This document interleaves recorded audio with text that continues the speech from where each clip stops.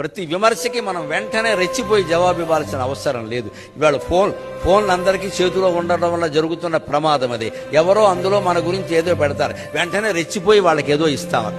మళ్ళీ అక్కడ ఇంకో 100 మంది విమర్శ, ప్రతి విమర్శ. ఎందుకు వచ్చిన సంత? ఊరుకున్నంత ఉత్తమం లేదు, బోడుకున్నంత సుఖం లేదన్న వదిలేయడమే. ఇప్పుడు వాడెవడో ఒక మాట అనగానే మన వ్యక్తిత్వం ఏమైనా తగ్గిపోయిందో, మనం ఏమిటో మనకి తెలియదా?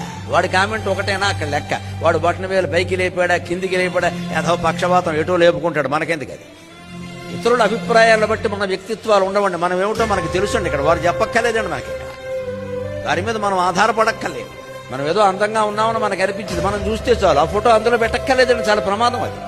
అందులో ఉన్నవాడు ఉన్నావులే, పొట్ట చూసుకో అంటాడు వాడు. ఇక అయిపోయింది. ఇక్కడ మొత్తం అందం అంతా పోయింది, పొట్ట కనపడింది. ఇక్కడ వాడి అనే మాట ఎందుకు వచ్చింది? మనం ఫోటో పెట్టకపోతే అంట కదా.